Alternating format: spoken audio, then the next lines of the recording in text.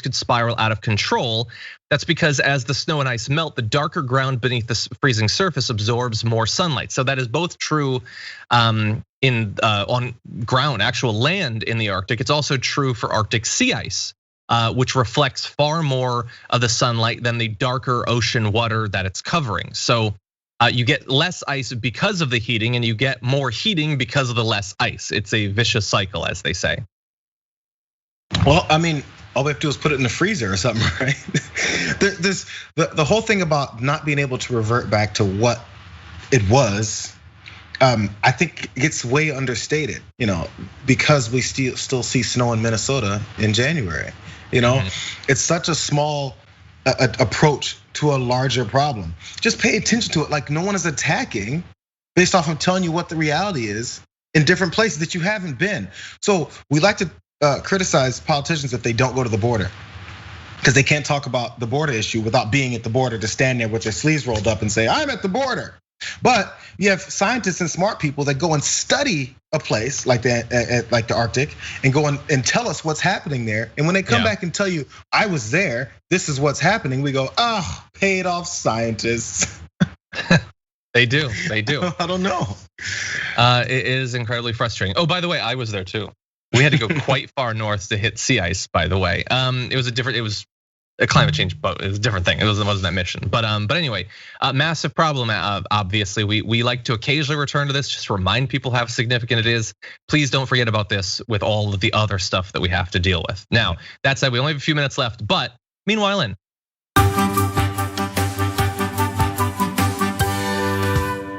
Meanwhile, in Yemen, devastating information about the state of their ability to provide even basic health services to people living there, especially children. The spokesperson for Yemen's Ministry of Public Health and Population says that one child dies on average every 5 minutes in Yemen, and nearly half of their health facilities are out of service as a result of the Saudi war.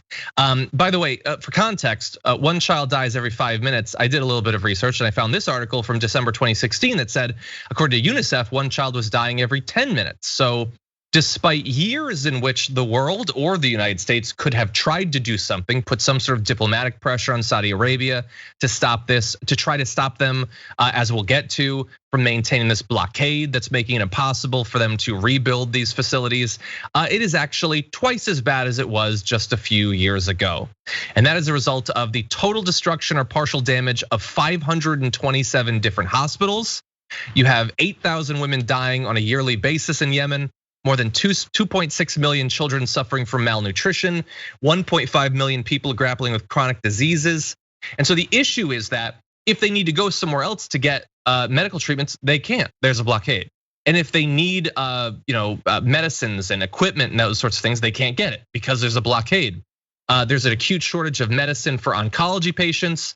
And so what's left becomes rarer and more expensive as a result of it.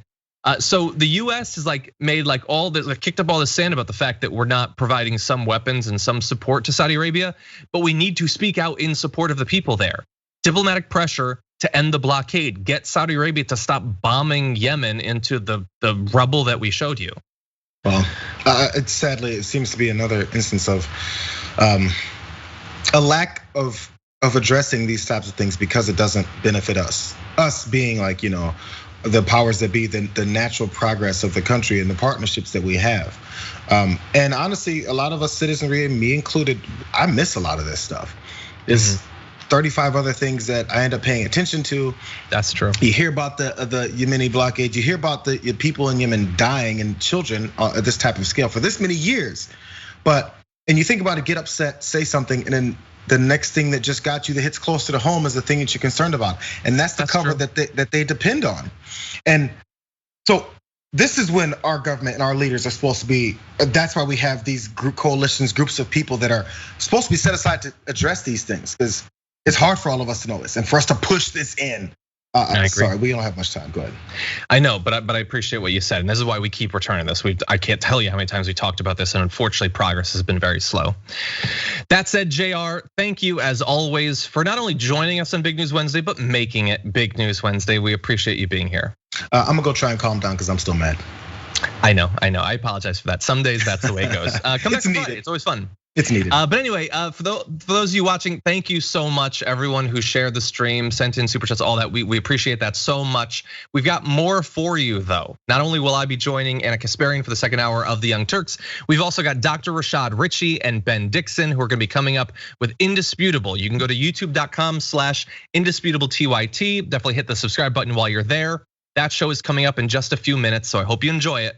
And until then, stay safe out there, stay sane out there. I'll see you soon.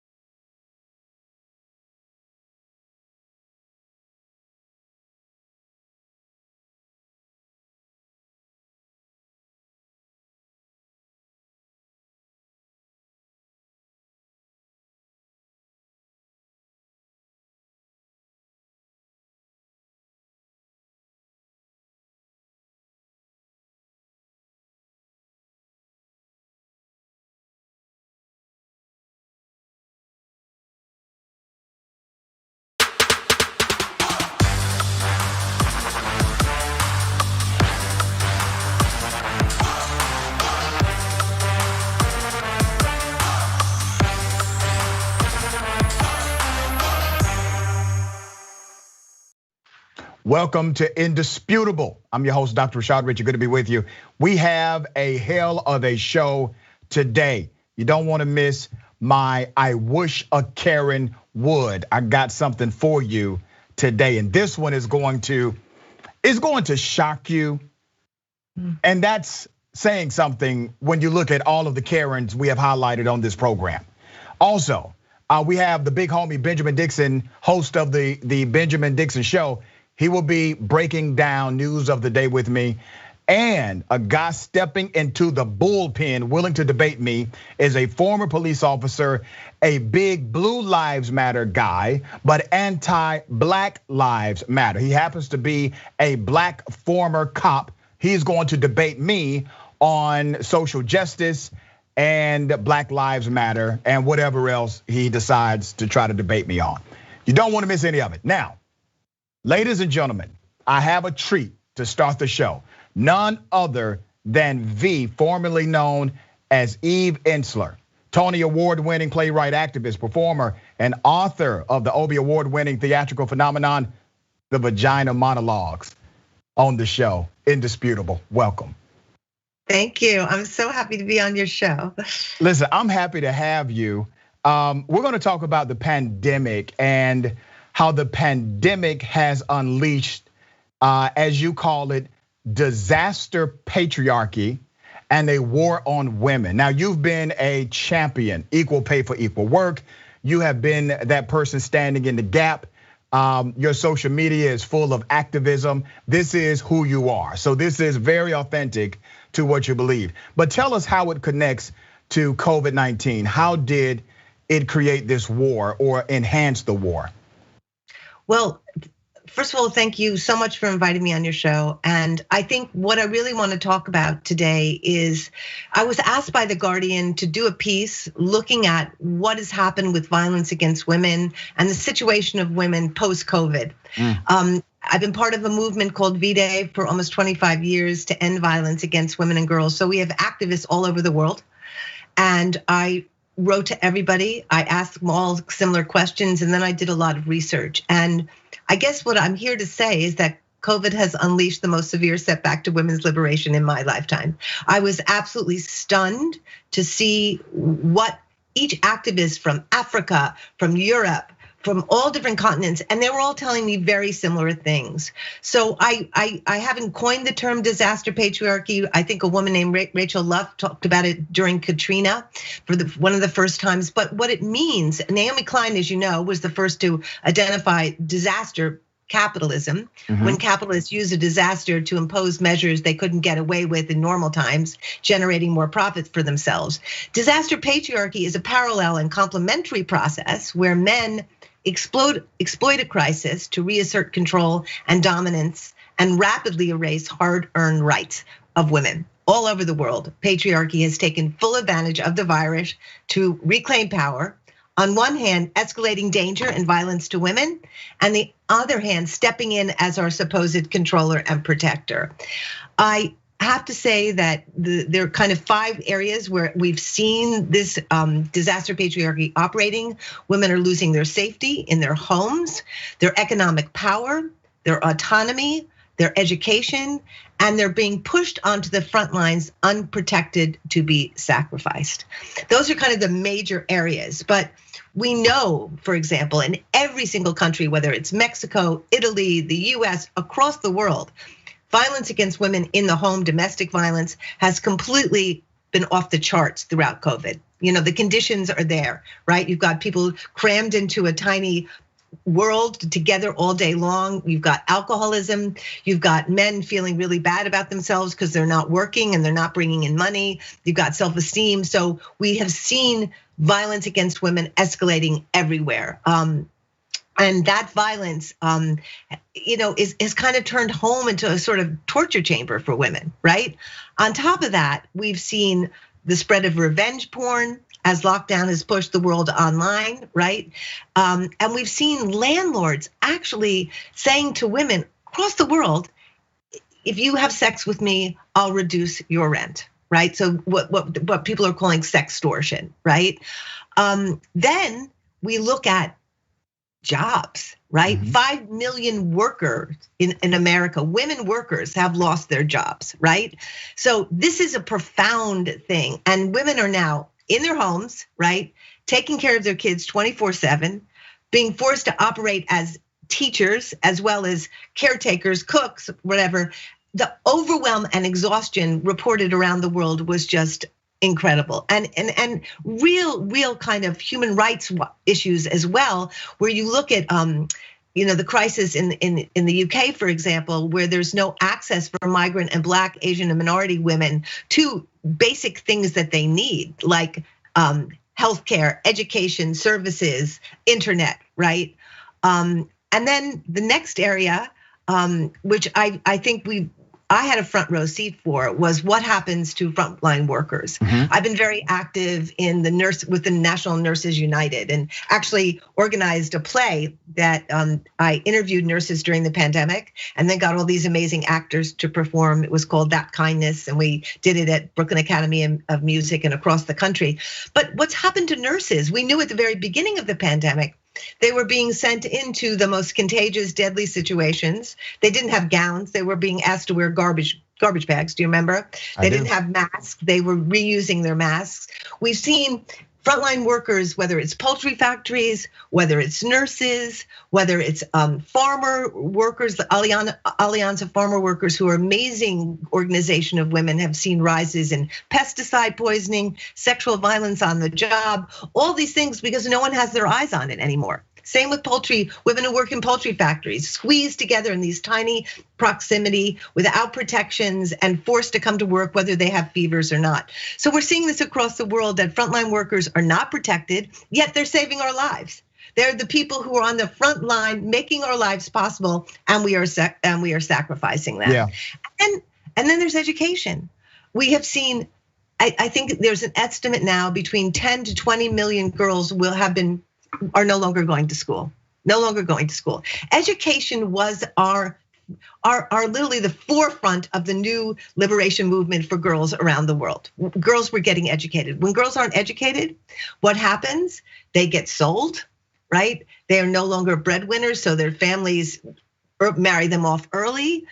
We are looking at the rates of female genital mutilation in countries where it was decreasing, rising, because when girls are educated, they become breadwinners for their families. Their families don't cut them. When they don't do that, they get cut so they can be sold off in dowry. So we have that going on. And I think one of the things that really got me about this whole thing is that women are the most needed, necessary, and profound part of what is keeping humanity alive, while at the same time, they are the least valued, right? Most violated and easiest sacrificed, Yeah.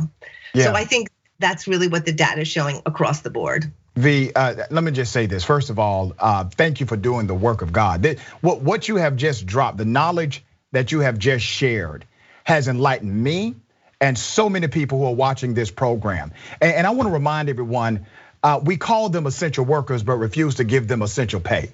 And that should give you an idea of how jacked up we are as a country. And everything that V just described, it only illuminates the fact that we were already messed up before the pandemic. What the pandemic did is it created an enhancer to the social dysfunction that was always here. And now you have to deal with it in a more exaggerated way because of the post-pandemic elements that you see occurring now. V, I'm flat out of time, but I'm so thankful for you coming on the show, dropping that knowledge. How can people connect with this campaign and connect with you? Connect with vday.org or 1billionrising.org. And I just want to say that what we need to really be thinking about is how we dismantle patriarchy, because it is the mindset that underlines all the isms, whether it's racism, imperialism, colonialism, transphobia, homophobia. That's what we've got to do. So connect with our movement, become a part of really turning around what is happening to women on the planet, so they can be safe, so they can be free, so they can be honored, so they can be cherished, and so they could rise in the future. V, you got an ally with me forever, okay? I thank you for everything that you do. Thank you. Thank you so much. All right, we got more. Indisputable.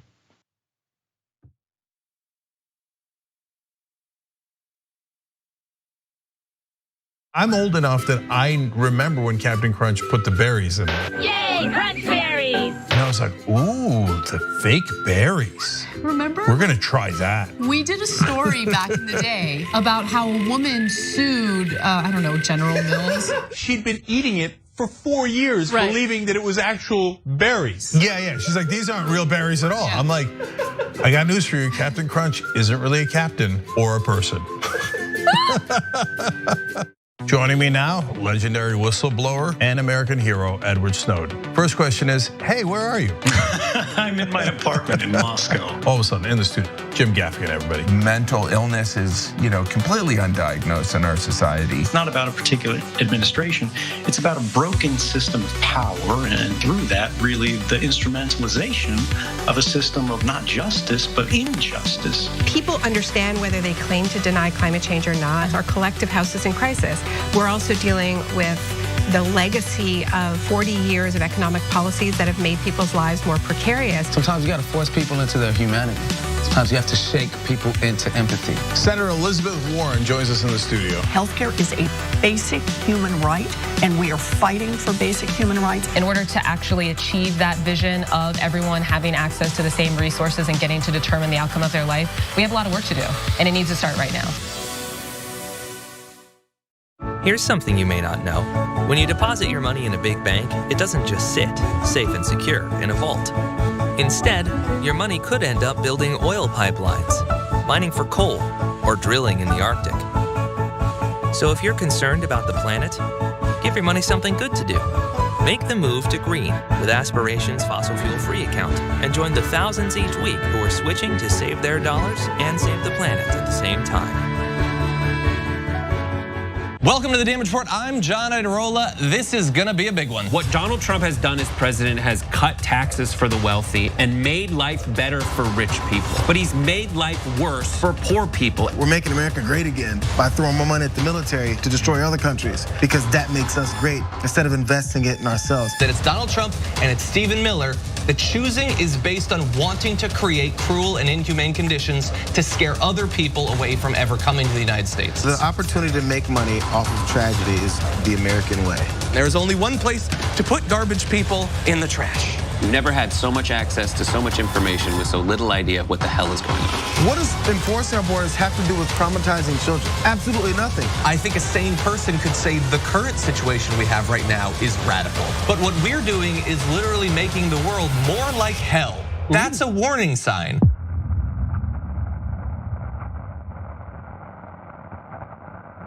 ShopTYT.com now has books. One of them is Ryan Grimm's book, We've Got People. That's a saying that AOC said, they've got money, we've got people. It's the best tracing of the AOC victory I've seen anywhere. It's the most accurate, and it's got great details. The book actually goes all the way back to Jesse Jackson and how he's the original Bernie Sanders. If you wanna know how we're gonna win going forward, those lessons are super important, and they're in Ryan's book. So check it out right now at ShopTYT.com. We found the perfect person to lead the army, Allison Hartson. The establishment media works hand in glove with our corporate legislators, and our corporate legislators work hand in glove with the corporation. And we're going to make it so that it's a decentralized force throughout the country so that we can quickly identify stories, quickly identify troll farms, and go in and neutralize the enemy, and then start building responsible media throughout the country and on every platform available.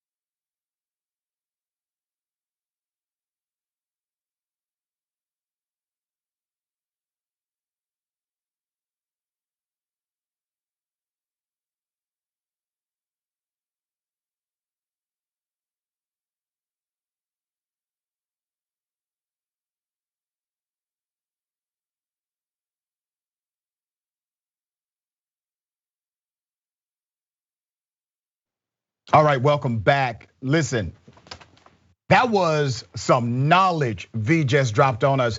Don't forget, if you are watching me on the Damage Report streaming on YouTube, make sure you jump to Indisputable TYT right now. Jump to the Indisputable TYT on YouTube. We have our own YouTube channel. My big homie John would not let us use that stream forever. So make sure you jump over there, subscribe. It's free, it's quick, it's easy. And hit the bell so that you are alerted anytime we're live, all right? We still got the Bullpen coming up. That's your great debate for the day. Also, in a moment, I will introduce my big homie Ben. But before we do that, let me read some of these comments from viewers. TYT member Bloodthirsty Pacifist says, I am absolutely going to look V up on the whole ass interwebs. There you go. That's what I'm talking about. She brought us to church and I'm praising her. Crushing the patriarchy is essential to the survival of mankind or humankind. That is, wait for it, indisputable, winks with both eyes. Nice. YouTube, Farrell Jane, Fury Road, I love you, V. Yes, Nicole Smith, I haven't worked out of home nearly 3 years. Depression is a struggle. My spouse is supportive, but can't comprehend the emotional cost of social isolation. Nicole, you're not alone. We all went through that, and many of us are still going through it. My heart and prayers are with you. Alexis Merrill Dragon Queen, this woman is absolutely right. Women are gonna have to be ready to fight back. Yeah, Kedge Dragon, COVID ripped off all the Band-Aids. Grout and paper, it is exposed. What are we gonna do now to address the indisputably obvious problems? Attack patriarchy. Yeah, Ben FM, the patriarchy isn't good for anyone. It's bad for women, men, and non-binary. It is. All right. Twitch, Benevolent Goddess says, the boomer age, men are the most dangerous to our society. They believe men are superior and their wives are the last generation to be submissive. It all ends after the boomers are stripped of power. Good sense. J Creighton 669, subscribe with Prime, thank you. You've subscribed for 11 months, currently on a 6-month streak. Beautiful. All right, ladies and gentlemen, let me bring this to your attention. There are people celebrating right now because a federal holiday, a new federal holiday celebrating freed slaves is now almost a reality. The US Senate passed in a unanimous bipartisan way through a process called unanimous consent. They passed a bill, a measure to say yes to Juneteenth. Now, let me be very clear. This does not give black folks a win. And I know that there are some people celebrating this, and listen, it's not a bad thing, but it is a bad thing if you allow them to get away with it and not serve a policy agenda. Let me make myself very clear. I don't wake up every morning, read all day long, willing to say what other people will not say, dedicate my entire life to social justice so I can send politicians to DC to give me a holiday. That's not why I do what I do. I do this so they can serve a policy agenda because that policy agenda creates a different outcome for the communities that I love. That's why I do this. Juneteenth should have been a holiday. You did have one holdout. Ron Johnson, Republican from Wisconsin, was the holdout. He said, oh, no, it costs too much money. Now, he's a tool himself because while he will argue that a federal holiday, a new federal holiday costs the taxpayer too much money, he doesn't argue about going to war, killing people and blowing things up, how much money that costs. He's okay with that cost, but he's not okay with this cost. So let's be clear about Juneteenth. 1863, Emancipation Proclamation signed, good thing. 1865, that's when black folks or freed slaves in Texas realized they were actually free. But there was an intentional program to stop them from knowing this. Let's not miss that part.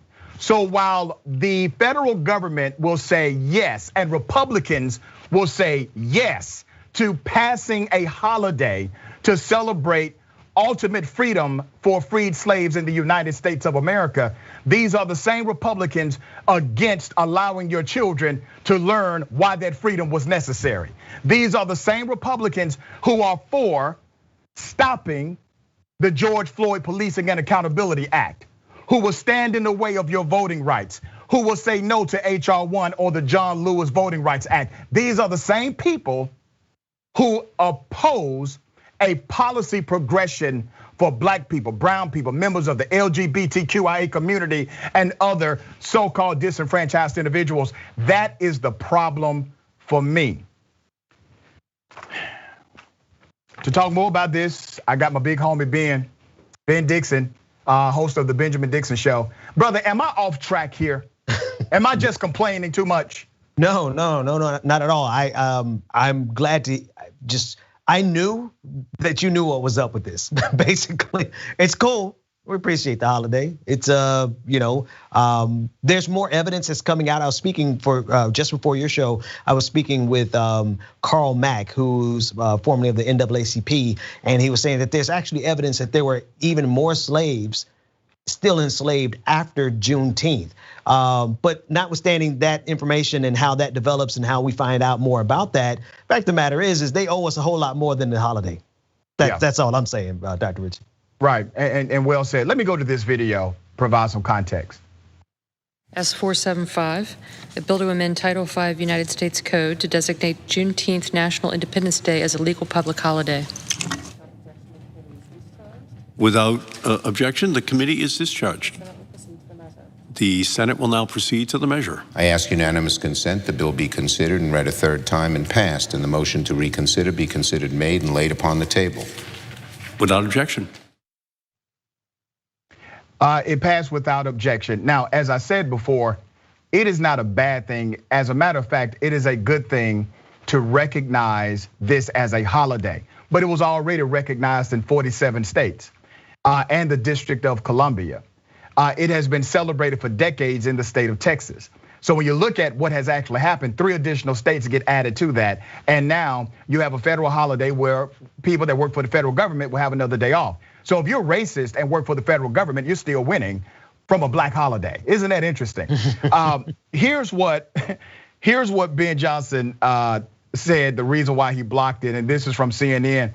Wisconsin Republican Senator Ron Johnson blocked the bill in 2020, saying that the day off for federal employees would cost US taxpayers hundreds of millions of dollars. He just kind of made a number up, by the way. Johnson dropped his objection this week despite his concerns, paving the way for the bill's passage in the Senate. Once again, I'm very careful not to say that Democrats and Republicans deserve to be celebrated because of something that, 1, should have already been done, and 2, it does not move the policy agenda that we voted for in the last presidential cycle. Yeah, absolutely the case, because they've demonstrated that they're perfectly fine giving us symbolism. They'll give us Black Lives Matter Avenue, but are they going to actually give us tangible things that we need to benefit our lives? Are they going to cancel the student debt? Because Sally Mae's still calling everybody right about now, right? Are they going to give us a single payer healthcare? Are they going to do any of the things that they promise or the things that we need done? No, but they'll give us a holiday. Yeah, and you're right about the symbolism, and I'm very hopeful, man, that as we continue to move forward with this new administration in charge of the country, I hope Biden realizes that he can't negotiate with these cats. At some point, this really just needs to sink in. These are not the people you want to negotiate with. And Mitch McConnell, he's saying what needs to be said, in my opinion. He's going on shows saying, hey, we're really not going to negotiate with Joe Biden. And I can hear him saying off record, I don't know what this guy is thinking, but he's not getting a damn thing from us. And if they do give Joe Biden anything, it's going to be the Republican version of progress, which is regress. That's what that is.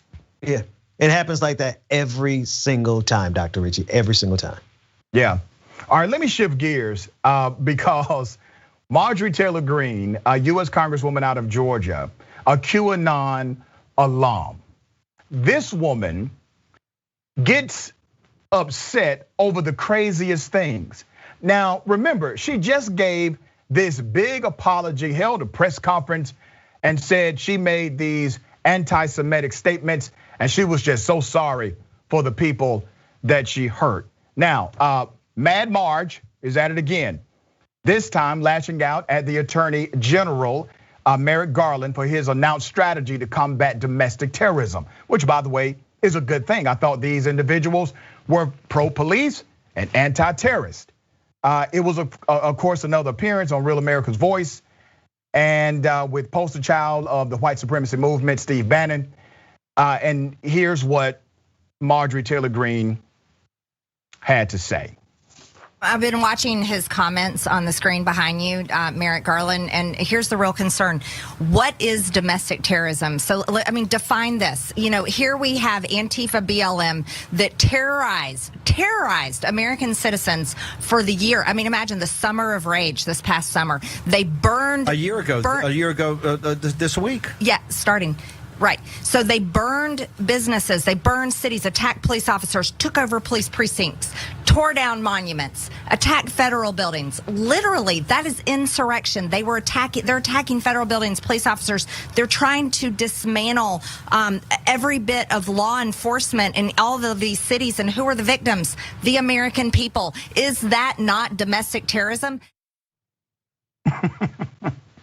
You see what she did there? She made it seem like the other people are not American citizens and only white people are in fact American citizens in her narrative. There was data collected, 7,305 events. Most of the violence that did take place was in fact directed against BLM protesters. Protesters or bystanders were reported injured in 1.6% of the protest.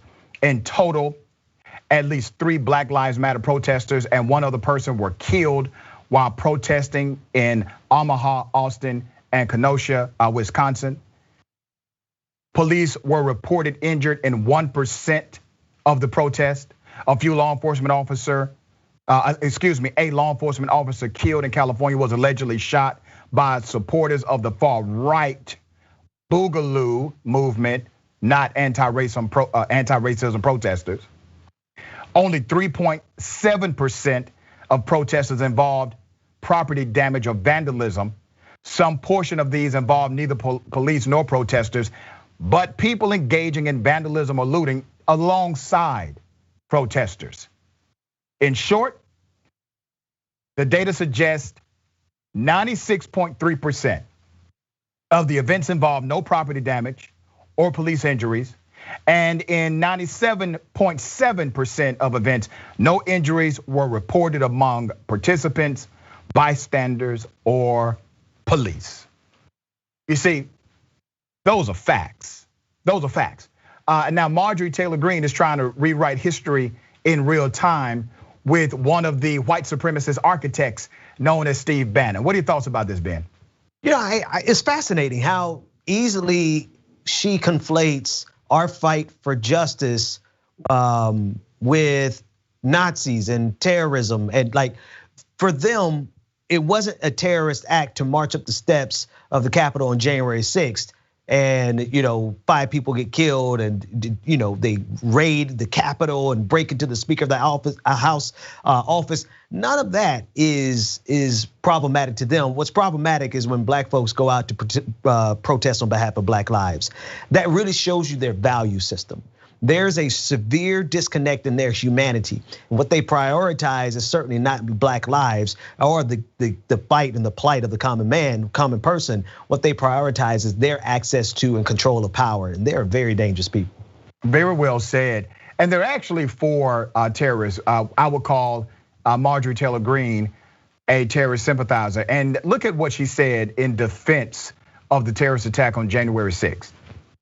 Yeah, here he is on the screen. I've been watching his words, defining domestic terrorism as white supremacy, racism, people that went on January 6th. And let's talk about what is our Constitution? What does it guarantee us the ability to do, Steve? It guarantees us the right to dismantle a government when it becomes tyrannical. And so let's ask the real question, what is domestic terrorism? Is it really what this Merrick Garland and the Democrats are telling us? It's the people that went to Washington on January 6th because they really wanted accountability from their government, and they knew what we all know and what I cannot wait to see come out, that there was real election fraud. She's a terrorist sympathizer. This is criminal. Just so you understand, we have arrested people in the United States of America for supporting foreign terrorists, but we don't arrest people in the United States of America when they happen to be Americans supporting domestic terrorism. It doesn't make sense. The law is unequally applied, and I hope at some point this Justice Department gets it together and they bridge the two. Now, this is from CBS News. CBS News says authorities have connected at least 67, count that, 67 alleged rioters to extremist groups, including the Proud Boys, Oath Keepers, 3%ers, Texas Freedom Force, and the conspiracy ideology QAnon. These are terrorists, pure and simple. No ifs, ands, or buts about it. And if they are saying we need to judge them differently because they are in fact white people in America, well, that should show you the innate privilege that they expect to receive from the United States government. Ben, your thoughts? In that clip, she's talking about the right to revolution. Okay, Marjorie, continue along those lines of that argument. She obviously put herself in a position in that clip to do exactly what you just said. What she was saying in there is criminal, because she's making the case for what happened on January 6th while the FBI is investigating the people for what they did on January 6th. She's a sympathizer, she's complicit, she's a co-conspirator, and she's sitting in Congress. Man, isn't it sad? But see, this is what happens, and I said this when Donald Trump was president. I said Trump will come and go. And if you think that Trump will not steal control after he has left, you are in for a rude awakening, because he inspired people like Marjorie Taylor Greene to run for office. And you have many who will subscribe to her ideology out of a political survival tactic within the Republican Party and adhere to these fundamental extreme views, but will absolutely not truly believe them. Well, that's the Trump effect. The Trump effect is not just because he's been able to make some real believers out here like Marjorie Taylor Greene, but because he has figured out a way to shut up individuals who may not actually be down with the program, but they don't have a backbone. He's a master of that, and therein lies the problem of the Republican Party, and actually the problem. Yeah, you of the said Democratic it right the first time, brother. You said it right the first time. It is a problem, because if they don't understand the depth that this runs in the Republican Party, then they're not equipped to fight against it. They're not ready for what's coming. Marjorie Taylor Greene upset because we have the audacity to say the terminology domestic terrorist. Domestic terrorist fits. Anytime you utilize criminality, violence, force in order to make a political point, that is in fact terrorism. And if you do it on your own soil, it is considered to be domestic terrorism. So it fits by way of definition, and it fits also by way of legal statute. So now the Attorney General has come out with this new strategy to combat this domestic terrorism. Now, that's the code he's using. What they're talking about is white supremacy. That's what they're talking about, all right? But they have to say it in this way because I guess that's more digestible to the mainstream. And here's what the Biden administration is doing. Here's what Biden said. He said, on my first day in office, I directed my national security team to confront the rise in domestic terrorism with the necessary resources and resolve. Today, I am releasing the first ever national strategy for countering domestic terrorism. In a speech announcing the policy Tuesday, Attorney General Merrick Garland said he would reinvigorate the Domestic Terrorism Executive Committee that was first created by Attorney General Reno in 1995 after the Oklahoma City bombing. Okay, that's good stuff. Who would have a problem with that?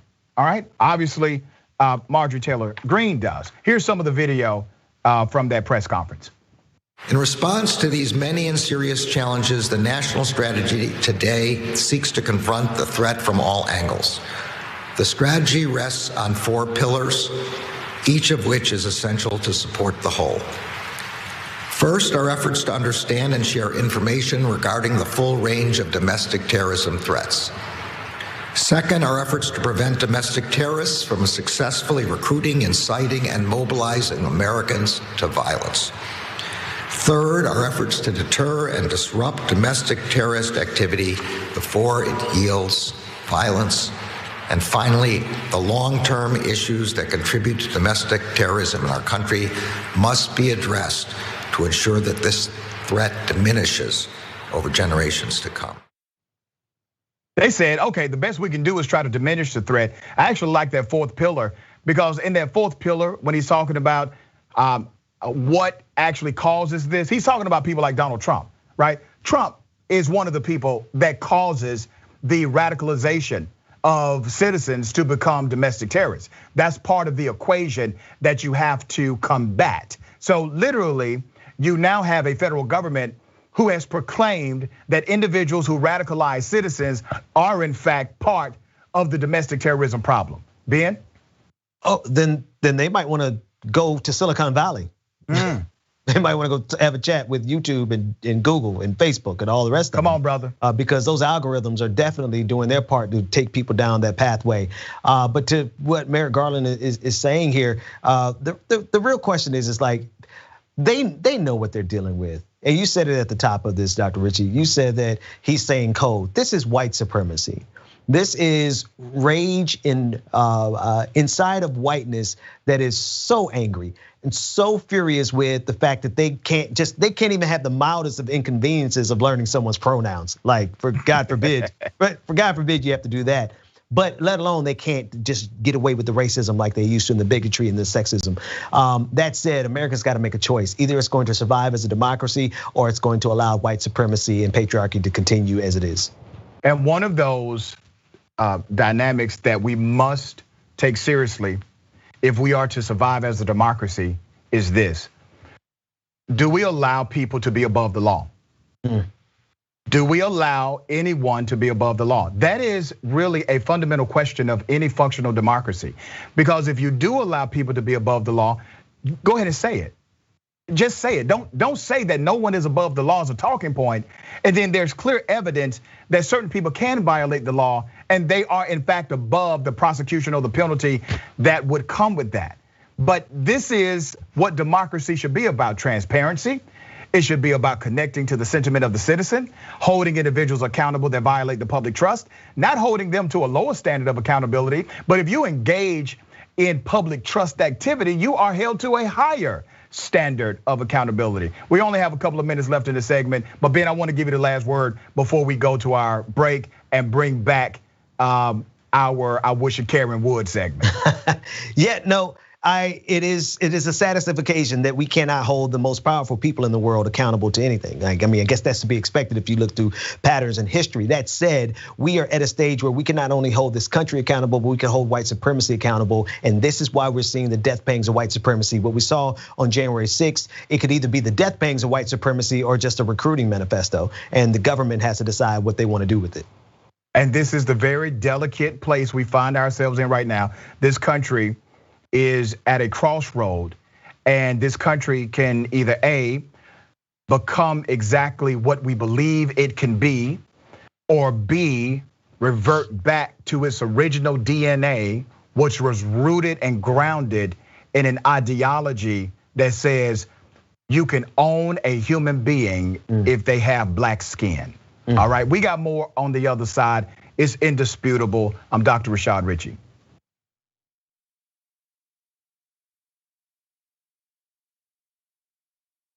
I'll predict right here for you, Chris. I think Donald Trump will leave office before his term is up. He'll be humiliated, embarrassed, and I know him. He's not going to want to lose, and he's going to run for the hills. You got that bet all day long. Okay, let's get after it. Now, so look, Jake has made some good predictions, and this is in good fun. I could not disagree more. There's a little bromance between the two of them. You got that bet all day long, Janky, you. Oh, you stop. In the meantime, let's call him out on the damage. But I just got a Roku set. Did basically a little bit of channel surfing, and I was like, there we are. Yeah. There we are. And then I turned it on, and it was John and Brett on Damage Report making fun of me. Oh no. So you are so busted. I even took a picture of it, okay? They're talking about my predictions. I got a new prediction for you, John Idarola. You're doing a show that's blowing the doors off everybody. Young Turks is the largest online news network, not a big deal. We're gonna rock the boat. We're gonna be counter-establishment. We're gonna tell people the truth to the best of our abilities. We're so sick of this corruption. We're not the robots on TV. I actually care about the news. Guilty, I care. Fourth day on Occupy Wall Street. Last night we launched Wolfpack. It's us pushing our ideas out there, trying to help the country in every way that we can, trying to make this place just a little bit better. Reporting from the Hillary-Bernie debate, I gotta be honest, you know what we do, we cover it for real. For us, this system isn't working. Free and fair elections. And when he told the cops that day, when they came to drag her away, and he said, if you're gonna chain her, you're gonna chain me. If you're gonna arrest her, you're gonna arrest me.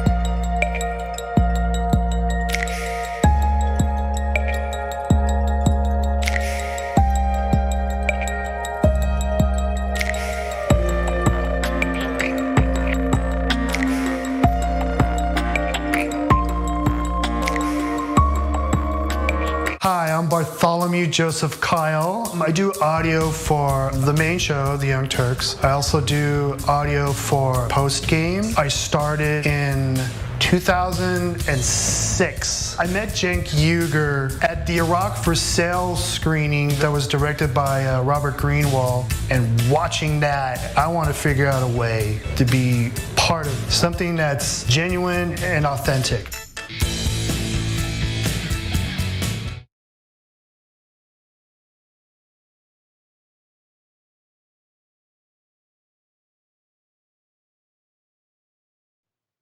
Welcome back to Indisputable. Let me take some of these viewer comments. We got a lot of them.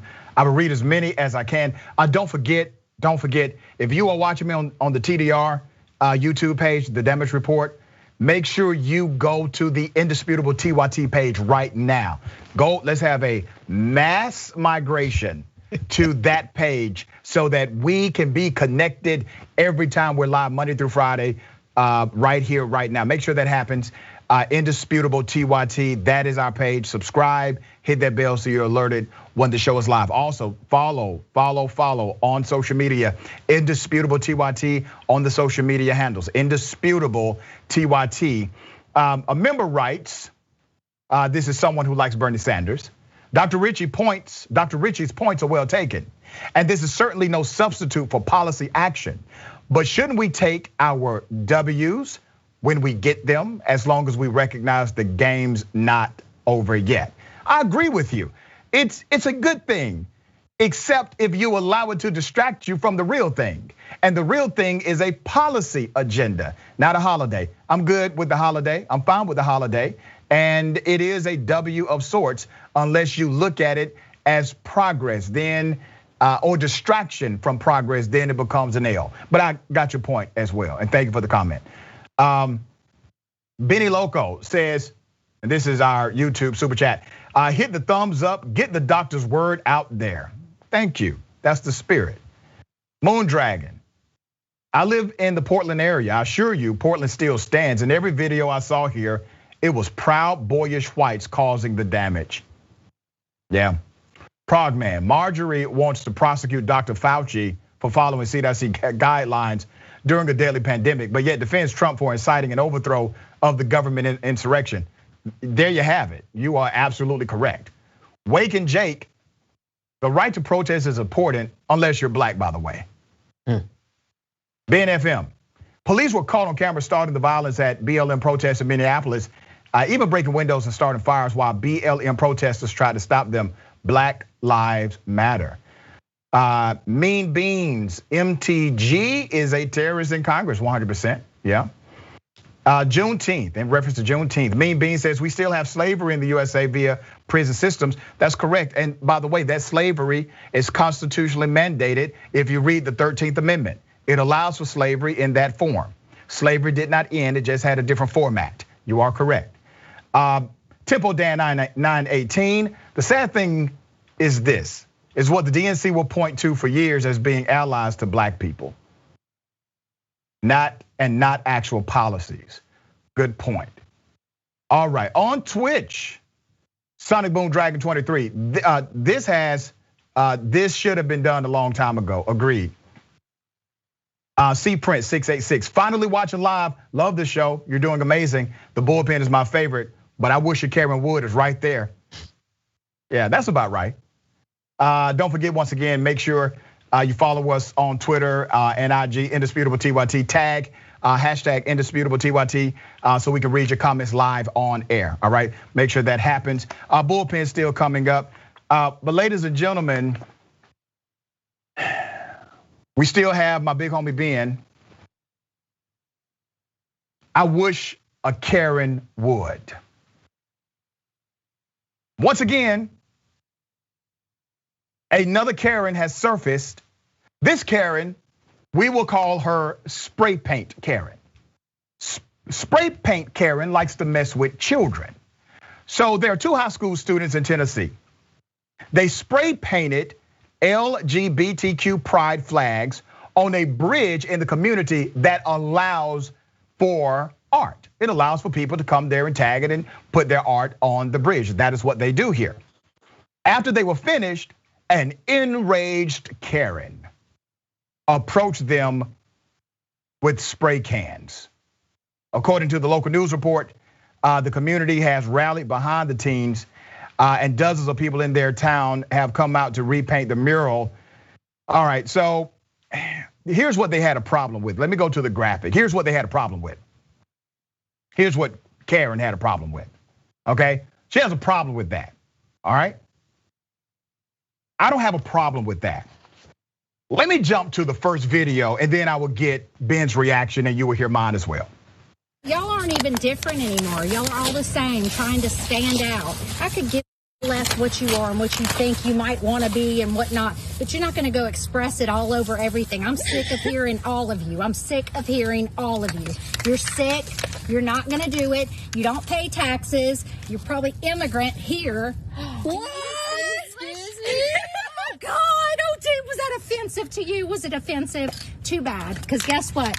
I live here, I pay taxes, I'm a grown woman, I have 2 kids. You're not gonna put your all over everything all the time. All y'all wanna do is try to stand out. You're not even standing out anymore. Y'all are all the freaking same. You don't even know what you want. Like what? Work, get a job, go do something. We work oh a yeah, lot. I bet y'all work, oh yeah. Yeah. Damn shame. These are high school students, one 16, the other is 17. I hope you noticed how she connected the bigotry to her homophobia. That they're basically one in the same with Karen. Here's how it was vandalized the first time. Go. Yeah. Goodbye. Oh no, we're gonna stay here. Okay, good. No, I'm taking over. Nice. I got just as much right as you. No, you do. Actually, I have more damn right. Because you know what? I work. I pay taxes. I'm an American. We paid for the spray paint. Yeah. We were born here too. Pretty sure my English is better than yours. Oh yeah. I think my English is just fine because you're understanding exactly everything I'm saying, right? I'm sick of you all. Y'all are just constantly, it's constantly something. Always trying to stand out. Make a big freaking scene. If y'all would shut up. We're making a scene. We're making a scene. Just like when we bothered no one. Why? Look, because yeah, she said basically this is her country, and also she decided to continue to be absolutely racist against these children and bigoted against these children. Ben? She has a lot of Marjorie Taylor Greene energy coming off of her. I think she might go to the same CrossFit gym as Marjorie Taylor Greene. I wonder, are they connected to the same sex guru at the gym, perhaps? I don't know, but love is love. And she can't accept that she needs to just mind her own business. Like, I can't believe she's worried about someone making a scene as she makes a scene. Where she's worried about these people having to express themselves publicly while she expresses her bigotry publicly. Like, she has no sense of self-reflection, and she's part and parcel of what it is to be privileged in this country and oblivious, mixed in with a little racism. That's what you get there. Yeah, and let me show you her final artwork. Here's the graphic of her final artwork over what she spray painted, or on what she spray painted. Okay, that's what she did, right? That's the final way that she wants to honor the United States of America. But here's the thing, man. I got more video. Here's some more of that. You don't like each other? Are you confused? Yeah, you know? This is my girlfriend. Yeah, it's your girlfriend. I don't know what your problem is, ma'am. Could you please not? Like, I have just as much right as you. Yeah, I hope your kids turn out gay. Why? Aren't you proud of it? So then that's your thing. Okay, then why? I mean, what's the big deal, right? What's the big deal? So stop making it a big damn deal. Be proud to be a freaking American. How's that? How's that? You go to Maryville Christian? This is what happens to us in America. This is what happens to us in America. Then go somewhere else. Because guess what'll happen to you? Get shot. Girl! Go to another country. You'll get shot. Yeah. Like, people don't get shot here. Girl. Literally school shootings. Yeah, they kill each other. Did you know that? What? They kill each other in their own neighborhoods, in their own communities. I mean, this Karen is just oozing with every element of racism you can imagine. This is a detrimental individual. This is a dangerous person. This is why we highlight people like this from across the country. And I know people say, you know, Rashad, referring to them as Karens is offensive, and damn it is supposed to be. That's why I call them that. I want them to be embarrassed, not only by their activity, but by the designation I lay upon them because of their behavior. That is intentional, so you can miss me with the emails and tag me on social media about it. Now, let's go to the high school comment, because damn, the wittiness of these high schoolers did not fail. The first comment being that I absolutely loved was, I bet my English is better than yours. Bravo, bravo. The second one, a little bit below the belt, but I definitely understand why you said it to her. I hope your kids turn out gay, right? Because now you have to face the reality of loving your child or loving the hate that's in your heart. Which one are you going to choose? I love that you said that's the designation that you're going to place on this Karen. Yes. And you're also putting the designation of choose ye this day. Are you going to love your kid, or you going to love your bigotry? Right. That's what those kids don't mess with young people. You don't want to smoke with young people. Like, they're just too quick on the draw. We're not prepared for people who are their brains are 30 years younger than ours. We don't move as fast as they do. So yeah, leave these young. Let people live. Let people live. Yeah. Do I have another Karen video? Do we have more? Oh, I think we got. Listen, man. I know it's a lot, but this woman, she brought all of her bigotry and all of her homophobia, and I mean just everything at one time. Her being violent and aggressive against kids. I mean, this was a dangerous person. Here's the rest of it. I have just as much right. Put America on here. Go ahead and put your Christian beliefs on here. If you go to Maryville Christian, what are you going there for? Do what? You don't believe in God? Oh yeah, I believe in God. Have you read the Bible? I have read the Bible. Okay, you go to Maryville Christian, then put some of those beliefs here. Maybe. How about thou shalt? It's husband and wife, man and woman. There is not a Bible that you're going to find anything else. God doesn't love me? No one said that. Go ahead and misinterpret everything you want to misinterpret and make it like a big deal. Because that's not at all what I said. Right now. I said we have just as much right to do. I agree. As you do. By the way, I'm no Christian theologian, but the Bible does not say thou shalt husband and wife. It simply does not exist. It does say thou shalt not bear false witness, which means thou shalt not lie. The Bible also says, judge not, ye shall not be judged. For the same measure that you use to judge one, that measure will be used to judge you.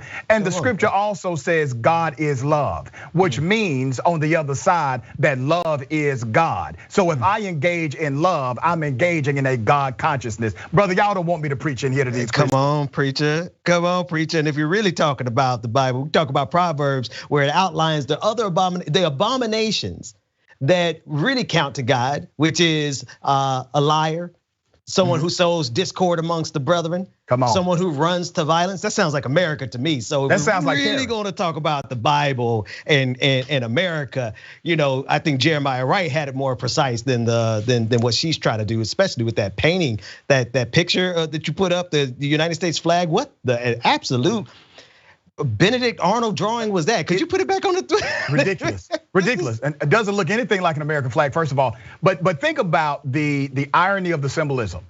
You have something created in love that displays love, and in order to show your hate, you must paint an American flag over it to show your bigotry toward love. But that's not outside of the context of what's happening in our social narrative today. You have people who have been met with the destruction of bigotry and hate, and they are simply trying to love who they want to love. That's the thing, man. It's like she has all of this energy to interject and to interrupt these two high schoolers' expression of love. That really shows us what we're dealing with. These students, they did talk about this experience afterwards. They said they were shaken, they were pretty bombed out, was their exact quote. And they ended up leaving because Spray Paint Karen threatened to call the police. And they decided to cut their losses and leave, according to them, because they knew that Spray Paint Karen would lie and try to get them arrested. And so they decided to simply leave to avoid a potential arrest because they were afraid of what Karen would say to them. Yeah, amazing. Brother, what happens, in your opinion, what happens now or should happen now with laws in this country? We had one from the Central Park situation, right? Where they said, okay, we need to start making this against the law and a hate crime if you're going to start weaponizing your whiteness or having these bigoted encounters. What do you think needs to happen, man, to protect children like this from out of control grown people that you just saw? That's a tough one. Yeah. Because my kids are just about old enough to go out. My oldest is just about old enough to go outside and play by himself or go to a park. And I think of Tamir Rice. Might be old enough soon to walk down the street and be accused of something and end up like Emmett Till. It's just so much history of false accusations against black people that lead. I mean, even in the Central Park you were talking about with the bird watcher situation, like these things can absolutely lead to our death. And to have a Karen weaponize it like that itself is a threat against our lives. Very well said. All right, man. This has been, it's always great being with you, brother. Always, man. Always my pleasure, pleasure, man. You. Listen, make sure, tell people how they can catch you, how they can follow you. They can follow me on Twitter at Benjamin P. Dixon. Not doing a whole lot over there these days, but you can definitely check us out every morning here on YouTube. The Benjamin Dixon Show, like it or not, on the clock. We just got a whole lot going on over there. My friend, always a pleasure, brother. Thank you for joining us. Thanks so much for having me. Absolutely. Ladies and gentlemen, we got more. Stick around. We got a whole lot more. Indisputable.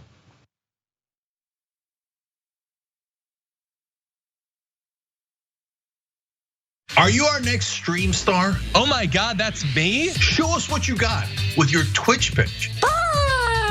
All you need to do is put together a 2-minute audition video on why you should have your own stream on TYT, and then put it on Twitter and use the hashtag TwitchPitch, plus tag us at The Young Turks. And if you needed even more information than that, tyt.com/twitchpitch has all the info you need. I can't wait to see your videos. All right, welcome to Dr. Rashad Richey, Indisputable. This is going to be quite interesting. I don't know if you can handle this much truth on any day of the week. The unrest inside of the black community and communities that support them. It's because these cops are not held accountable. You have a family calling 911, and that family is expecting help, not expecting their loved one to be killed by the very people they pay to protect and serve them. Did you ever notice a cop that you work with call any black person the N-word or target people because they were black? Nope. But we disagree that somehow police officers are not also subject to the same systemic biases and racism as any other level of law enforcement. It sounds like for everybody's need who wants to crucify the cops without looking at it. No, crucify bad cops, brother. Of bad course. cops. We don't need the government to step into our lives, mandating that we should be wearing a mask. You think you putting on a mask, Trey, is government intrusion, but you don't think the government telling a woman what she can or cannot do with her body it isn't government intrusion. Where does life begin? You want to go there? I can read it to you, bro. You seem very well prepared. Certainly more. Of course, why would I not be well prepared? They don't stop, I don't stop. Racism won't stop, I won't stop. Systemic bias won't stop, I won't stop. People still need health care, so I won't stop. People still need criminal justice systems reform throughout this country, so I won't stop, and you won't stop either.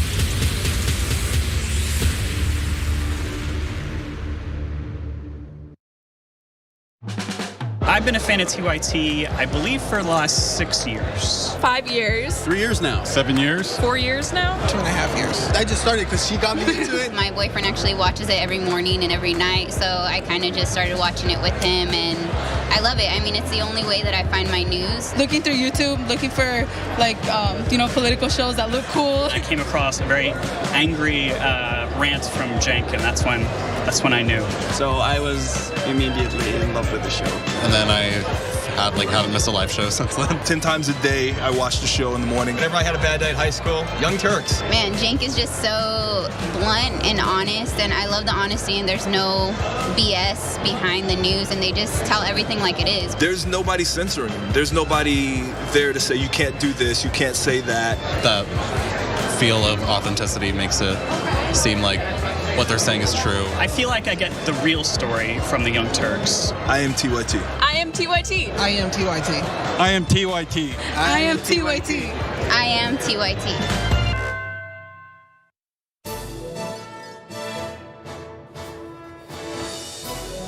Breaking news with Brett Ehrlich. This is Brett Ehrlich with breaking news with Brett Ehrlich. Bernie Sanders wants to break Wall Street, and he wants to break it real bad.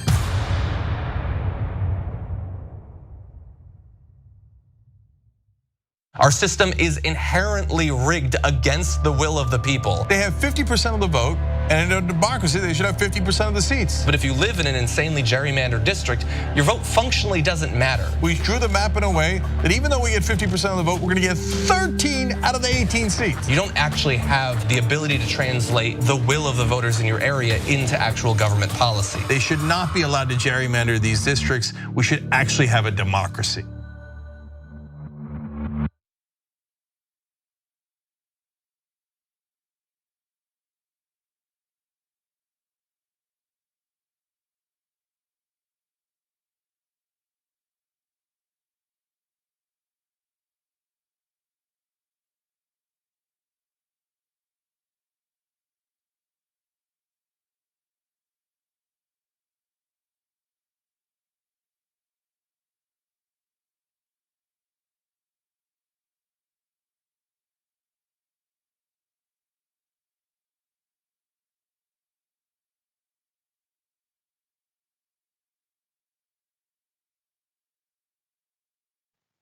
What's happening? Welcome back. Let me read some of the comments. Okay. YouTube, super chat, Omega Shinron Dragon. Worst part is if someone socked her, she'd use her care and tears to get cops to attack on behalf of her male tendencies. Loving the show from the good doctor. Loving you back for that, thank you. Lawrence Wells says, when my sister came out as transsexual, my dad said this, steal my offspring, steal your sibling, all too true. Doc, there is nothing sharper than your dress, other than perhaps your tongue. I like what you did there. All right, Twitch. Good for Gabby is gifting 1 tier, 1 sub to TYT's community. They've gifted a total of 5. Thank you. And Twitter, don't forget to follow us, hashtag Indisputable TYT. But follow us, Indisputable TYT, on all social media. And Indisputable TYT has me legit perturbed as to why these people continue to let themselves melt like butter when they go on the show. This alone is proof that the elite is so out of touch with reality and frankly dumb AF. Ladies and gentlemen, welcome to the Bullpen.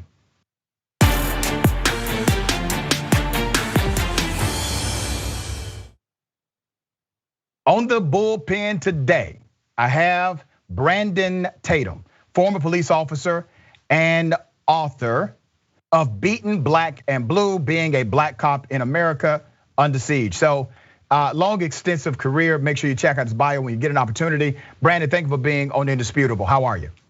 I'm doing well. How you doing? I'm doing quite well. We only have a few minutes, man, so I'm gonna get right into it if that's okay with you. Let's do it. I noticed a theme on some of your social media posts, and basically, and correct me if I'm wrong, I don't want to presume anything, but basically you call out BLM or Black Lives Matter because they seem to have a singular focus and they don't focus on some of these other detriments within the Black community. Am I correct on that? Yeah, to a certain extent, I think they do have a singular focus, but I feel like even their singular focus is not productive and it's not really benefiting the Black community. And I think that a lot of the people who are leading the Black Lives Matter organization is doing it for profit and not really for the benefit of Black people that they claim that they're doing it for. All right, let me read something that you tweeted. Black 10-year-old shot by a Black man and BLM doesn't care at all. Now that's a tragedy, man, and I hate when I hear stories like that, and it touches me because not only am I from the community, I'm a human being. But let me put something on your radar. Black Lives Matter, they are singular in focus by design, not unintentionally, but intentionally. Let me give you another example. The United Negro College Fund, they only fund Negroes, they only fund Black people. It's like saying, well, they don't care about brown people or they don't care about poor white people. Well, it's not that they don't care about them. As an organization, they have a singular focus by design. And Black Lives Matter as an organization, their singular focus is to put a razor sharp emphasis on the reality of unarmed Black individuals who are being killed or accosted or violated constitutionally by members of law enforcement. That has been their mantra, that has been their design from day one. Do you have a problem with the fact that they are singular in focus, or do you have a problem with something else in relationship to Black Lives Matter? Well, Black Lives Matter, I don't believe that their singular focus in its totality. I mean, when you look at the mission statement that Black Lives Matter have on their website, and they've previously taken off the fact that they want to get rid of the nuclear family. It's a Marxist organization. So not only are they trying to address things in the Black community, but they're also addressing things in the political arena. And the funny thing is that when you're talking about law enforcement and you're talking about police injustice, and you look at the money that was raised by Black Lives Matter, they haven't given any of that money or supported any of these people who have died in these claims of criminal justice reform. When you talk about George Floyd, you talk about Michael Brown, Breonna Taylor, nobody has gotten money from Black Lives Matter or really financial support, although they're raising money on their deaths. Yeah, well, some people have, but I agree with you. There are some families that have come out publicly and said they did not receive anything. But it seems as if your beef is with the organization rather than the movement then, because the movement is the movement to give an emphasis, to grant an emphasis on the fact that Black lives do in fact matter. Do you subscribe to the social movement of Black Lives Matter? Yeah, I subscribe to justice for anybody that's treated unjust. In this case, specifically Black people that are treated unjust. I support that 1000%. You know, I think that if a police officer kill a Black man for no reason, or anybody, but let's talk specifically of Black people, I think that police officer should go to prison for life. And then I would even go as far as if a police officer were to intentionally kill somebody unjustifiably, they should get the death penalty because police are held to a higher standard. The problem with Black Lives Matter is that they don't have a genuine focus on Black lives. If they want to be centrally focused or focused on one thing, then they should name themselves after that one thing and not say they care about Black lives, because what affects Black lives the most is single parent, being in single parent homes, Black on Black violence. Some people don't like when I say that, but it's true. Well, let's talk about that. More Black people die at the hands of other Black people than they were ever at the hands of law enforcement officers unjustified. Right, so let's talk about that. I definitely understand your sentiment, right? So let's talk about murders, right? Less than 1% of the population will ever engage in a murder. It is, when you look at it statistically in the context of the population, it is a very low numeric crime, but it is a high impact crime because murder impacts so many people, and it is a harsh reality in the society, and that's why we pay a lot of attention to it. But let's go back to a notion that you brought up about their focus, right? If you go to cities, for example, after the George Floyd murder, you do agree that was a murder? Oh yeah, 100%. Okay, all right, so we're on the same page with that, good. So after the George Floyd murder, it was actually Black Lives Matter who came in quickly and organized set up events, rallies. They called in some of the national individuals to bring more attention to that murder. And they are the ones who work with local officials in order to get the laws changed in that jurisdiction. But they've also done the same in the city of Atlanta. They've done the same in Miami. They've done the same in LA. They've done the same in New York. Now, here's what the organization tends not to do because of the politics that are involved. Politicians, they don't like to come out of these meetings saying, we made these changes because of the organization. We made these changes because of BLM. They don't like to say that. Even Democrats and progressives and liberals, whatever they want to call themselves, many of them will not come out and say that. Republicans definitely won't say that. So Black Lives Matter decided to take a stand and say, we're not as concerned about the credit. I know what they did in Atlanta because I live in Atlanta. I know what they did after the George Floyd murder in Minneapolis because I'm friends with Benjamin Crump. So I know what they did, brother. So if you're going to criticize them, also be fair about the fact that they have been able to move the needle for some Black people and Black policies in the United States. Okay, well, I disagree, and here's why. When you think about, just say that if the Ku Klux Klan decided to go and use political leverage by burning down an entire city to get a law passed, that's domestic terrorism. The same thing that happens with Black Lives Matter. They go to a city not through a reasonable means of talking to public officials. They go into a city, burn down the city, burn down Black businesses. People are dying in these riots. And then they're forcing the hand of people to make decisions politically. Let me ask you this that's domestic question. terrorism. Now, let me finish. Let me finish. Hold on. I don't have unlimited time. Okay, I have to explain the reason why I say this because and then when you look at the policies, you say the policies that are put in place, how have they actually benefited Black people? None of this stuff about George Floyd will prevent Black people from getting killed. Okay, so I get to the question, but let me offer a rebuttal to what you just said about them burning down cities. How many members of the Black Lives Matter organization have been arrested for terrorism or vandalism or violence? How many? How many should or how many have? How many have been arrested, sir? You are a former police officer, you deal in data and statistics. If you're telling me that they've been engaged in acts of terrorism across the country, but none of them have been arrested, that means that your boys in blue have not been doing their jobs. That's what that means. But my question is the same. How many have been arrested? How many have been arrested, brother? It's federal prosecutors who are the ones. No, sir, these are city crimes. These aren't even federal. Federal government can't arrest you for vandalizing a building. Domestic terrorism, when you commit terror, you ask me terrorism. So brother, you don't have one person who's a member of Black Lives Matter who has been arrested, charged, and or convicted for vandalism, violence, or murder. No.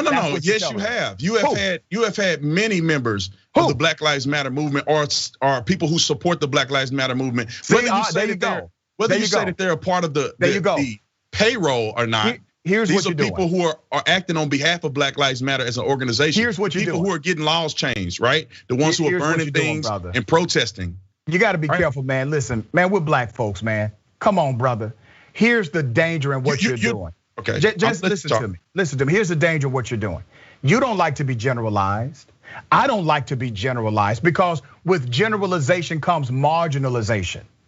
You can't connect the actions of someone who is vandalizing beside a protester as being part of the spirit of the protest. As a matter of fact, out of 7,300 plus events that were analyzed in a massive research study done by Harvard, 97% had no claim of violence whatsoever. 97%. Out of that, I think it was 1.9% of protesters that were attacked, and 1% of police officers claimed they were attacked. So when you look at the data, brother, I gotta go back to the data. You had more Black Lives Matter protesters attacked than you had even police officers engaged in conflict. So I don't understand why you would try to connect or associate what may happen in a silo to the organization Black Lives Matter, because you don't want anybody generalizing you like that, brother, and blaming you as a black man for what another black man does across the street in your neighborhood. Let me explain. You had made the suggestion that the efforts of Black Lives Matter have changed legislation. They have. Which you would agree that because of the protest and the violence that have occurred, no, sir, have pushed the needle. I mean, well, let me say it for you. I would not agree to that. This is not on your behalf, but the violence that have pushed the needle. When cities make differences or make changes because they're afraid of the violence that is going to pursue. Well, that's not what the politicians are saying. Because think about this, before Black Lives Matter. Wait a minute, the politicians disagree with you. What politics? They're not changing anything until violence happened. No, sir, that's not true. The chokehold in Minneapolis, have persisted for I don't know how many years. So how much violence happened in Ithaca, New York before they changed the law? None, not a bit of it. We're talking. You said George Floyd, so I'm talking about George Floyd. Yeah, but talking about George Floyd. Wait a minute, brother.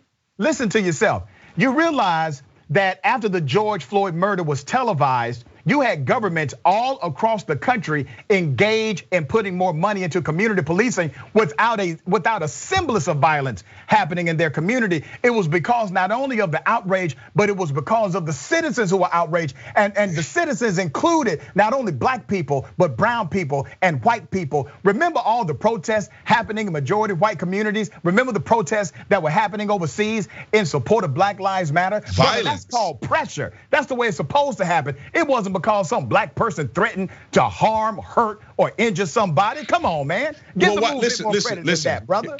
This is my perspective. You have a perspective, I have a perspective. When I see violence in these cities, I see people acting. I see politicians being afraid, and I see politicians making decisions because they don't want their city to burn. I think that there was a lot of conflict and controversy in George Floyd's case with them doing a lot of things that can have, Chauvin win on an appeal. They did a lot of things that were unreasonable to do, which could cause them to drop the entire case and for Chauvin to get off on appeal. The reason they did it because of the fear of violence and destruction in their cities. What did they do that will cause Chauvin to get off on appeal? Well, let's start with this. They paid the family out millions of dollars before they finished picking a jury. They didn't sequester the jurors. Wait a minute, that has nothing to do with an appellate process. Well, okay, let me give you another example, which the because judge that example doesn't fly, brother. Let me give you another example. Let me give you another example, which the judge lamented to when they were in the court hearing. When Maxine Waters came out on a protest at a protest and said, if they don't come up with a particular outcome, that there's going to be more violence and more outrage. The judge in the case said that you have action on appeal. Brother. I'm glad you brought that up, actually. So did the judge not say that? You said, absolutely, she did. Mention that something definitely needs to happen. And she told no, brother. Did the judge say that? Brother, listen. The judge absolutely said what the judge said about the comments of Congresswoman Maxine Waters being taken completely out of context. But let me go. No, she wasn't taken out of context. Hold on, brother. Come on, man. Let me do my thing here, and you do yours. All right? Okay. Let's go back to the original statement that you made, because I don't want to miss that. You said that there are things that they did unreasonable that would cause Chauvin to appeal. You named two things completely unrelated. One, the fact that the family was paid out, and by the way, it was the largest payout settlement in the history of America, black or white, right? That has nothing to do with the trial whatsoever. So, and on that one.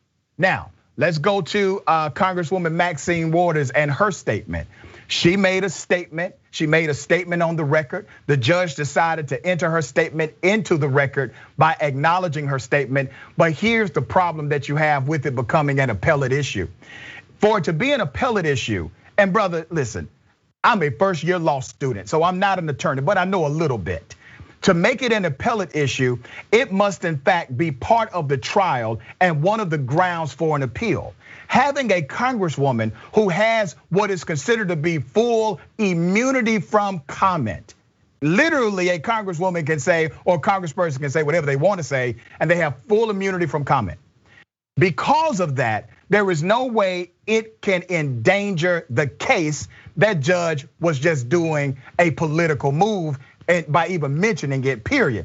But what else do you have that they did wrong that will cause this case to be overturned? And brother, do you believe Chauvin committed murder or not? Well, that's the real question. Let's talk about a few things here. Well, it's not necessarily just the payout, right? Somebody paying somebody's not. It's the tainting of the jury pool.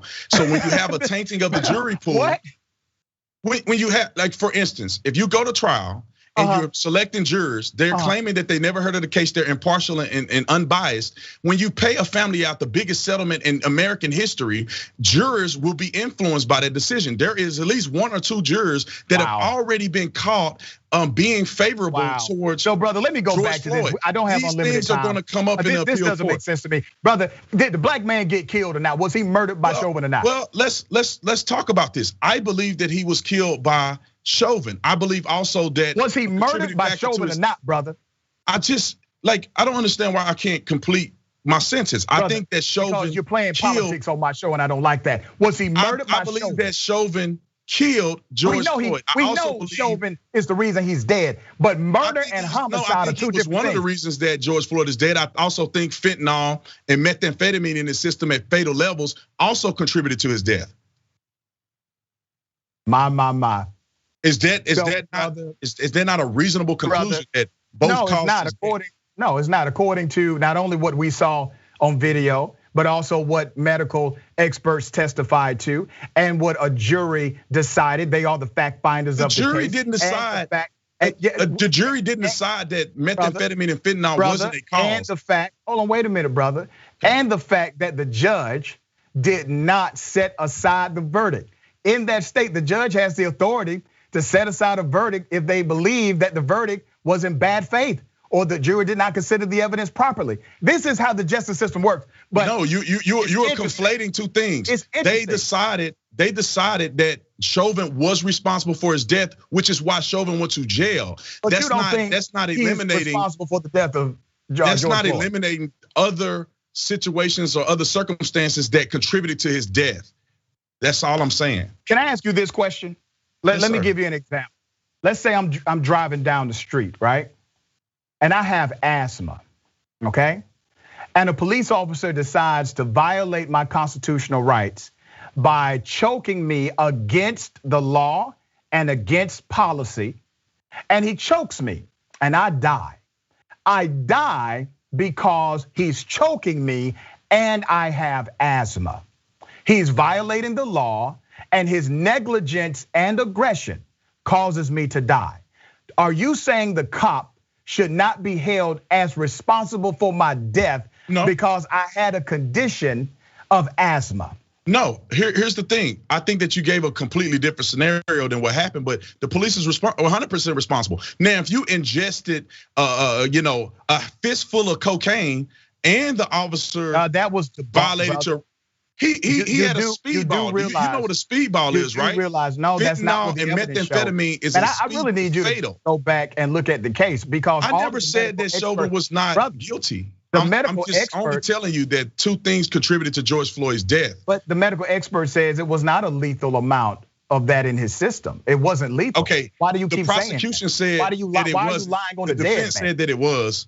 A reasonable person will believe that it can cause you to die if you ingest fentanyl and methamphetamine in a speedball. This is just really interesting. Brother, I thought you would do your homework a little better than this, but I do encourage you to go back and actually read the case transcript. I watched the whole trial online. I watched the whole trial. All right, well, great, but you obviously didn't get it. You didn't understand. Because even in this, you have a problem with the family getting paid out. Now, have you ever had a problem with the white family getting paid out by one of these cities? Give me a scenario where I had a problem where I didn't have a problem. I'm just asking. You have a problem with this family being paid out a wrongful death? No, I didn't. You just said it tainted the jury pool. Well, you don't pay him out before the guy is guilty. That's all I'm saying. If he was wrong. Wait a minute. So you're telling me that civil justice must be withheld until criminal justice takes place? You don't want to interfere. You don't want to interfere with the criminal side of it. So you do not make decisions that can interfere with the jury pool. Therefore, the case will get thrown out. It's different, brother. It's a civil process. Listen, it can taint a jury pool. No, if you pay out the family. It can't. It doesn't, and it did not. Okay. I mean, that's your opinion, but we'll see. Let me move on to something else you said. And let me talk briefly about some of the stats in relationship to policing and black and brown bodies. All right, black Americans are 3.23 times more likely than white Americans to be killed by police, according to a new study. This comes out of Harvard. The researchers examined well over 5,000 police-related deaths in the US. Rates of deadly police encounters were higher in West and South than in the Midwest and Northeast. And they also found that black and brown individuals were searched at a rate of 3 to 7 times more than whites. However, whites were more likely to have illegal contraband on their person. See, look at your face. The reason why you reject that, even though you haven't even been curious about the data, the reason why you automatically reject that in your body language is because you have been indoctrinated to believe something that's not true. So you can read my mind. Is that brother? I can read your damn body language. Come on, man. My mind is saying that. Okay, well, I'm gonna let you finish, and then I want to comment on that. Yeah, absolutely. 28% of all persons stopped by the Los Angeles police during the last 6 months of 2018 were black, while black people account for just 9% of the city's population. In San Francisco, the black population has shrunk over the decades to about 5% of the city's total population, but 26% of all stops carried out by that police department were of black people, marking the widest racial disparity in police stops of the 8 reporting agencies. And once again, when they crunched the data, whites were more likely to have contraband in their vehicles than blacks based on their stop record. This is their own data. I'm not taking this data from some far out group that has an agenda. This is from their own policing data, which sparked them to change internal policies. So you still don't believe there's racism in policing? No, I mean, you didn't, and not one time did you speak directly to the fact of that being racist versus it being something that affects black people disproportionately. Disproportionality don't necessarily. Let me finish, brother. Wait. Let me finish, brother. Just affects black people disproportionately. Disproportionality doesn't necessarily mean racism. Let me explain. Let me explain. So there's a lot of context here to violent crimes in association with police encounters. Here's an example. Black people in America, which make up a very small percentage of Americans, and the violent black people make up an even smaller percentage of black people. So about 1-2% of black people in this country commit over half of violent crimes in this country, and almost half of all the murders are committed by this small portion of black people in America. That is incorrect. This is FBI statistic that you can look it up. Let me tell you where you're wrong at. But brother, I got it correct. Come on, man. When you talk about black, let me finish and then you correct me. Well, I will correct it now and then let you finish. Okay. You're interrupting my argument. Yeah, but you're making the wrong argument and you made a classic mistake. The rate that you're looking for is homicide. So you have black folks at 13.8% of the population are connected to roughly 50 to 51% of homicides in America. Now, homicides in the data, they do not distinguish between murders and self-defense. It only says homicide. Second, hold on, brother. Second, you said violent crimes. That is patently false. They do not make up 50% or more of all of the violent crimes in the United States of America. And here's something else you should research. Whites are more likely to commit crimes against children. Whites are more likely to commit crimes against coworkers. Whites are more likely to commit crimes against individuals who are inside of their families. Now, that is also from FBI.gov, but are you using that as a pretext? Are you using that as a pretext to follow all white people and think that they are child molesters or about to commit a crime against? You're trying to put words in my mouth. All I said was you at least admitted to the violent crimes and also the murder rate, homicide. And that has a social context as well. But I will explain after you finish. The FBI statistics are on conviction rates. The FBI homicide statistics. No, it is not, brother. You need to read damn stats. People can go out and do the research. Not based on conviction rates, brother. People can go out and do the research for themselves.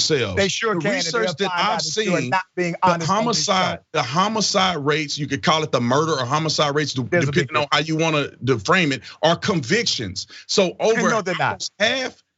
Can you let me finish? Almost half of all the murders that occur are occurring by less than 13% of the population, because 13% is all black people. Half of those black people are males. Most is males between the ages of 16 and 35.